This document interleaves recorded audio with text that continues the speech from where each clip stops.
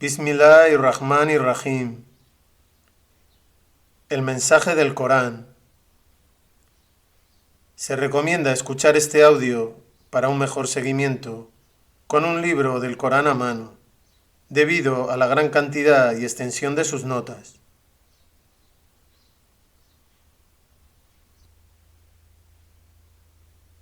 Sura 53. An-Naim. El despliegue. Período de Meca. Se supone generalmente que este es un sura relativamente temprano del período de Meca, revelado poco después del sura 112. Sin embargo, algunas secciones pertenecen sin duda a una fase posterior, en especial los versículos 13-18, que aluden a la experiencia mística de la ascensión al cielo, Mirai, del profeta, aproximadamente un año antes de su emigración a Medina. Véase apéndice 4, audiolibro 0. El título, explicado en la primera nota, está tomado de la palabra An-Naim, al comienzo del primer versículo.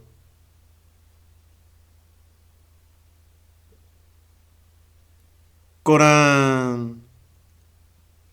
En el nombre de Dios, el más misericordioso, el dispensador de gracia. Considera este despliegue del mensaje de Dios a medida que desciende. Nota.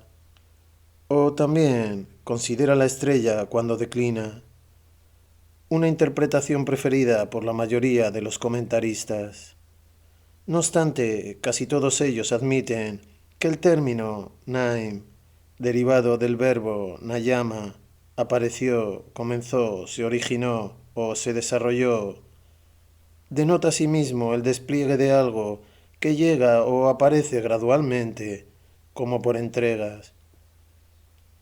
De ahí que este término se utilizara desde un principio para designar a cada una de las partes del Corán, Nuyum, que estaban siendo reveladas, y por ende el proceso gradual de su revelación o su despliegue.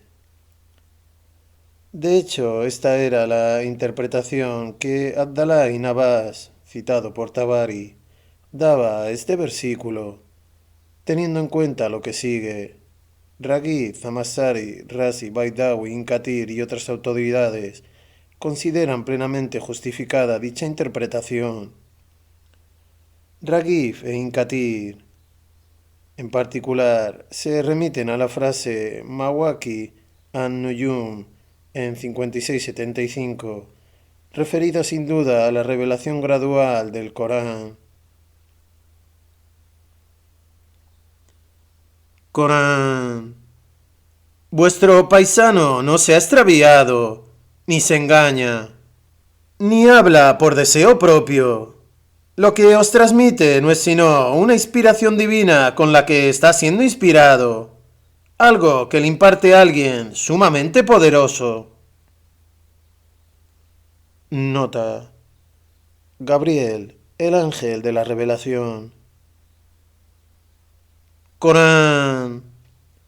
Un ángel de incomparable poder, que en su momento se manifestó en su verdadera forma y naturaleza, apareciendo en lo más alto del horizonte. Nota. 81-23. Según el Corán y el testimonio de las tradiciones auténticas, el profeta solo contempló en 2 ocasiones en su vida a esta fuerza angélica manifestada en su verdadera forma y naturaleza, que es, como señala Zamakhshari, el significado de la expresión Istawa en este contexto. Una vez después del periodo denominado Fatrat al-Wahi, y otra vez a la que aluden los versículos 13-18, en el curso de su visión mística conocida como la Ascensión. Apéndice 4, audiolibro 0. Corán. Y luego se acercó y descendió, hasta que estuvo a una distancia de 2 arcos o menos, Nota. Esta descripción gráfica del acercamiento del ángel, basada en una antigua figura retórica de Arabia, quiere transmitir la idea de que el ángel de la revelación llegó a ser una presencia claramente perceptible, casi tangible. Corán. Y entonces reveló Dios a su siervo lo que tuvo a bien revelar. Nota. Literalmente lo que reveló. Alusión a la magnífica aparición del ángel en su verdadera forma y naturaleza, y también al contenido de la revelación divina en sí. En su sentido más profundo, esta frase da a entender que Dios no da a conocer por entero, ni siquiera a sus profetas escogidos, los misterios últimos de la existencia, de la vida y la muerte, del propósito por el cual ha creado el universo o de la naturaleza del propio universo. Corán. No mintió el corazón del siervo en lo que vio. Nota. Dado que el profeta era plenamente consciente del carácter espiritual de su existencia, no existía conflicto entre su mente consciente y su percepción intuitiva, la visión del corazón, de lo que no es normalmente perceptible. Corán. ¿Vais pues a discutirle lo que vio? Nota. El Corán pone así de manifiesto que la visión que el profeta tuvo del ángel no era delirio, sino una auténtica experiencia espiritual. Pero precisamente por ser de naturaleza puramente espiritual, solo podía ser transmitida por medio de símbolos y de alegorías, algo que los escépticos rechazan sin vacilaciones, tachándolos de fantasías, empeñados en discutirle lo que vio. Corán. Y ciertamente lo vio. Nota. Vio al ángel manifestado en su verdadera forma y naturaleza. Corán. Otra vez junto al azufaifo del límite. Nota. Con ocasión de su experiencia mística de la ascensión, Mirai. Raghib, al explicar la visión que la expresión Sidrat al-Muntaha quiere comunicar, sugiere que dada la gran sombra que proporciona su abundante frondosidad, el sidr o sidra, el azufaifo o loto de Arabia, aparece en el Corán y en los hadith relativos a la ascensión como símbolo de la sombra, la paz y plenitud espiritual del paraíso. En cuanto al uso del calificativo al-Muntaha, del límite o confín más lejano, puede inferirse de ello, como se señala en el Nihaya, que Dios ha fijado un límite al conocimiento accesible a los seres creados. Esto implica, en particular, que el conocimiento humano, aun con ser potencialmente vasto y profundo, no puede nunca, ni siquiera en el paraíso, el jardín de la promesa mencionado en el versículo siguiente, llegar a comprender la realidad última, cuyo conocimiento es exclusivo del Creador. Corán. Cercano al jardín de la promesa, cuando velaba al azufaifo un velo de indescriptible esplendor. Nota. Literalmente lo que lo velaba. Frase intencionalmente vaga, mubham, que indica la indecible majestad y esplendor asociados con este símbolo del paraíso, del que ninguna descripción puede dar idea ni lo abarcan las definiciones. Zamakhshari. Corán. Y no obstante, el ojo no se desvió ni se excedió. Vio realmente algunos de los más profundos símbolos de su sustentador. Nota. Literalmente, algunos de los más grandes símbolos allá de su sustentador. Acerca de esta traducción específica del término allá, véase 17.1, que hace referencia a la misma experiencia mística, o sea, a la ascensión. En ambas alusiones coránicas se afirma que se hizo ver al profeta, se le permitió comprender algunas verdades supremas, aunque no todas. También 7.187, 188. Y esto sirve además como explicación de la idea expresada en el anterior versículo 10. Corán.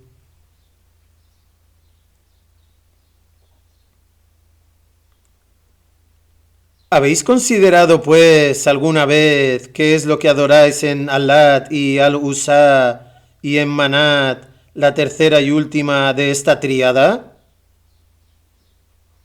Nota. Después de señalar que le fue concedida al profeta una comprensión cabal de algunas de las verdades más profundas, el Corán llama nuestra atención hacia los falsos símbolos que los hombres eligen a menudo para investirlos de cualidades y poderes divinos. En este caso, y como ejemplo, a la blasfema imaginería de los contemporáneos paganos del profeta representada por la tríada de Al-Lat, Al-Uzá y Manat. Estas tres diosas, que los árabes paganos tenían por hijas de Dios, junto con los ángeles, también considerados femeninos, eran adoradas en la mayor parte de la Arabia preislámica, contando con varios santuarios en el Hiyaz y en Najd. El culto a Al-Lat era especialmente antiguo y procedía casi con toda seguridad del sur de Arabia. Podría haber sido el prototipo de la semidiosa griega Latona, una de las esposas de Zeus, madre de Apolo y Artemisa. Corán. ¿Cómo? ¿Para vosotros escogeríais solo varones, mientras que a él le asignáis hembras? Nota. Considerando el desprecio que los árabes paganos sentían por su descendencia femenina, 16, 57, 59 y 62, su atribución de hijas a Dios era especialmente absurda y contradictoria, pues aparte de la creencia blasfema de que Dios tenga progenie, de la clase que sea, el asignarle algo que ellos mismos despreciaban desmentía su supuesta reverencia hacia Él, a quien consideraban también como Ser Supremo, un aspecto que se destaca con ironía en la frase siguiente. Corán. Pues sí que es ese un reparto injusto. Estos supuestos seres divinos no son sino nombres vacíos que habéis inventado vosotros y vuestros antepasados, y para los cuales Dios nunca ha hecho descender autorización. Nota. 12:40.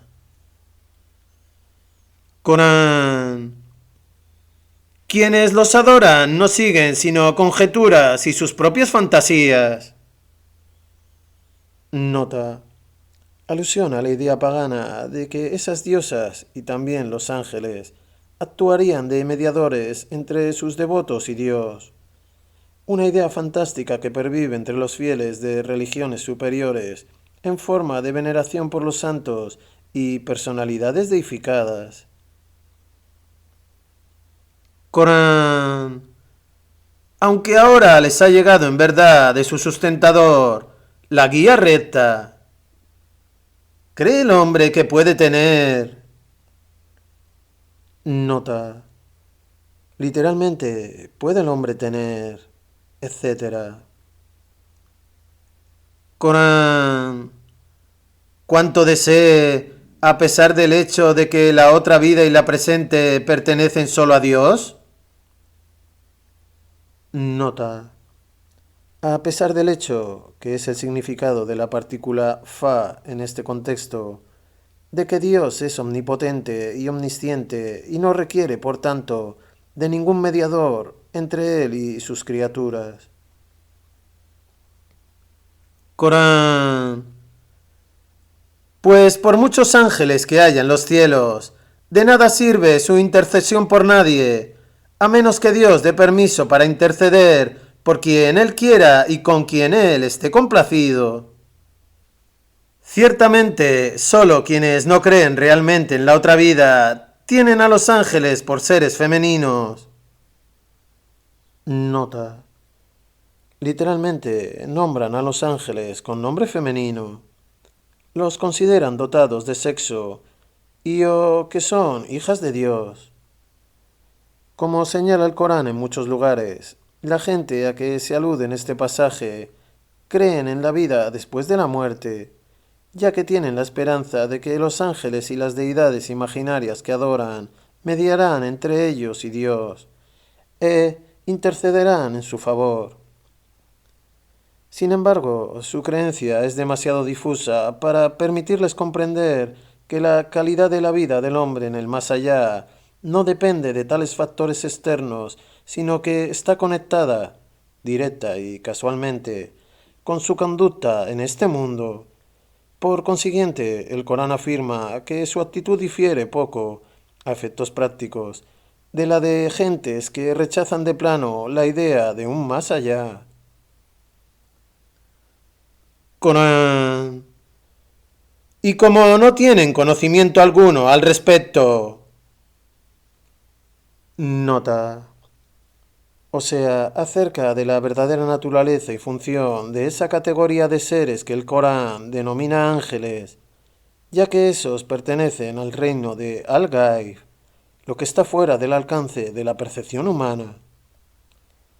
Es posible también que el pronombre en Bihi se refiera a Dios, en cuyo caso la frase podría traducirse por no tienen conocimiento alguno de él, lo que muestra que tanto su atribución de progenie a Dios como la creencia en que su juicio depende de o podría verse influenciado por la mediación o la intercesión provienen de un concepto antropomórfico de Dios y por tanto muy alejado de la verdad. Corán. No siguen más que conjeturas, pero ciertamente las conjeturas no pueden jamás sustituir a la verdad. Apártate, pues, de esos que dan la espalda a nuestro recuerdo y no desean sino la vida de este mundo, que es para ellos lo único que merece ser conocido. Nota. Literalmente, esa es su meta o sumum del conocimiento. Corán. Ciertamente, tu sustentador sabe muy bien quién se ha extraviado de su camino y sabe muy bien quién sigue su guía. En verdad, de Dios es cuanto hay en los cielos y cuanto hay en la tierra. Y Él recompensará a los que obran mal con arreglo a lo que hicieron y recompensará a los que obran bien con el supremo bien. Nota. Mientras que las buenas obras serán recompensadas con mucho más de lo que su mérito les garantiza, el mal será retribuido solo con su equivalente. 660. Y ambas decisiones las tomará el Todopoderoso sin necesidad de mediación o intercesión. Corán. Esos que evitan los pecados realmente graves y los actos inmorales, aunque a veces tropiecen. Nota. Literalmente, salvo un toque de ello. Una frase que puede entenderse como un tropiezo ocasional en el pecado, no deliberado, seguido de un arrepentimiento sincero. Bagawi, Razi, Inkatir. Corán. Ciertamente tu sustentador es con ellos sumamente indulgente. Él los conoce bien. Nota. Y conoce vuestras debilidades innatas. Un eco implícito del aserto. El hombre ha sido creado débil. 428. Y propenso, por tanto, a caer en el pecado. Corán. Cuando os crea de la tierra y cuando estéis aún ocultos en el vientre de vuestras madres, no os tengáis pues por puros, porque Él sabe muy bien quién es consciente de Él. Nota. No os jactéis jamás de vuestra pureza, sino sed humildes y recordad que es Dios quien ayuda a crecer en pureza a quien Él quiere. 449. Corán.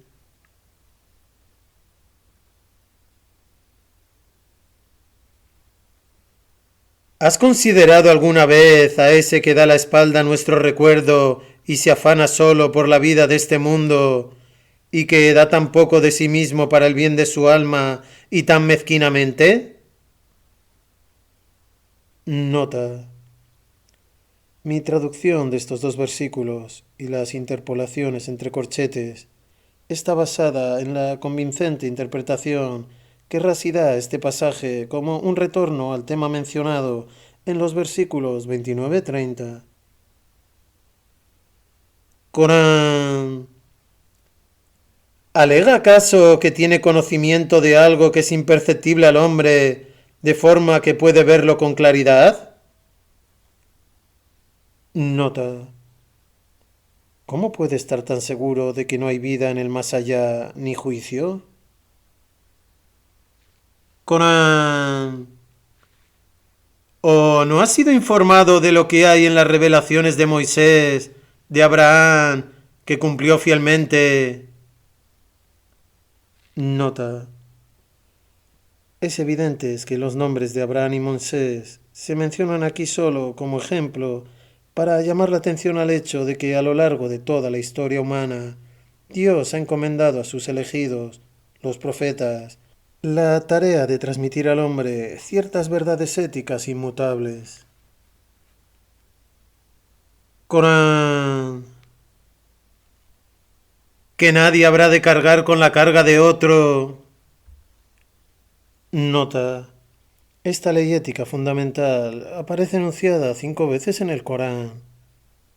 En 6, 164, 17, 15, 35, 18, 39, 7 y en este versículo, que es su mención más antigua en la cronología de la revelación. Su enseñanza tiene tres aspectos. En primer lugar, expresa un rechazo categórico de la doctrina cristiana del pecado original, que supuestamente pesa sobre todo ser humano desde su nacimiento. En segundo lugar, refuta la idea de que los pecados de una persona puedan ser redimidos por el sacrificio redentor de un santo o profeta, como enseña, por ejemplo, la doctrina cristiana de la redención de los pecados de la humanidad por Jesús, o la doctrina persa, anterior a esa, de la redención del hombre por Mitra.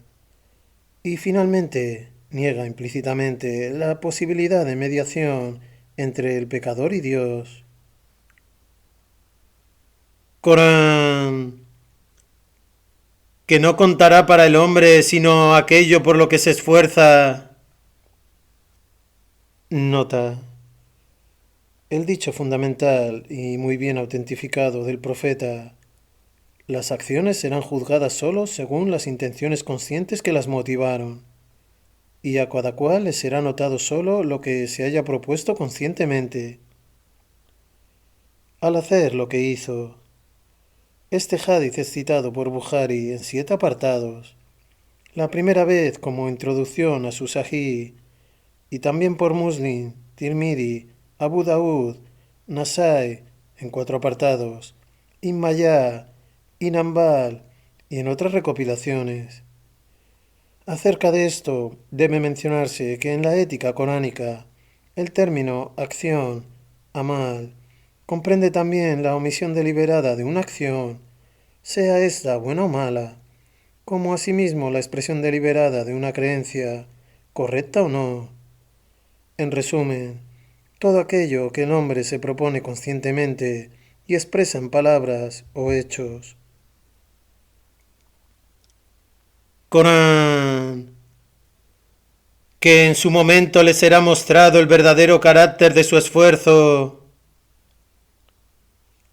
Nota. Literalmente, su esfuerzo se verá el día del juicio, cuando, como afirma el Corán en varios lugares, Dios os hará entender realmente todo lo que hacíais en vida. Corán.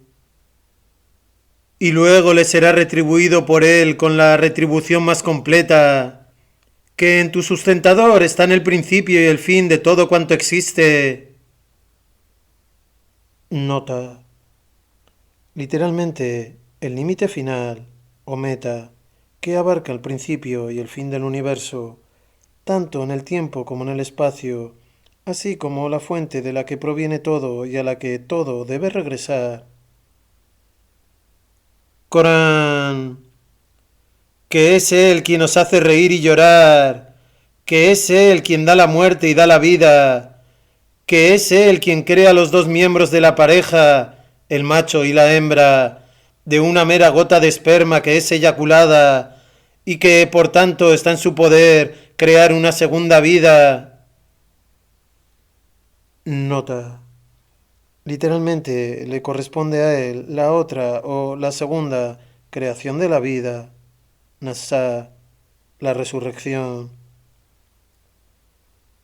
Corán, que es él quien libra de la necesidad y contenta con lo que da, que es él el sustentador de Sirio. Nota. Sirá, estrella de primera magnitud perteneciente a la constelación Can Mayor. Al ser la estrella más brillante en el firmamento, su adoración estaba muy extendida en la Arabia preislámica. La frase Rab as-Sirá se emplea, idiomáticamente, como metonimia por el creador y mantenedor del universo. Corán. Y que es él quien destruyó a la antigua tribu de Ad y a Tamud, sin dejar rastro de ellos, así como al pueblo de Noé con anterioridad, pues realmente todos ellos fueron sumamente malvados y arrogantes, igual que aniquiló aquellas ciudades que fueron vueltas del revés y luego las sepultó para siempre. Nota. Literalmente, de forma que las cubrió lo que las cubrió. Alusión a Sodoma y Gomorra, ciudades del pueblo de Lot. Véase en particular 11:77-83. Corán. ¿Cuál pues de los poderes de tu sustentador puedes aún poner en duda? Nota. Esta pregunta retórica va dirigida evidentemente al tipo de hombre que se menciona en los versículos 33-35. Corán.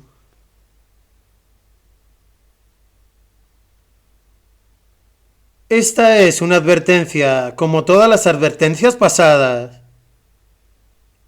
Nota.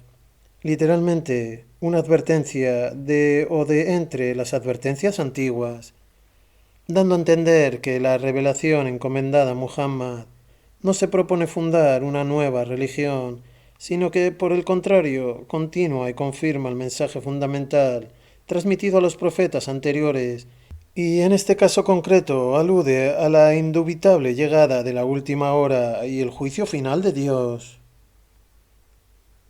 Corán.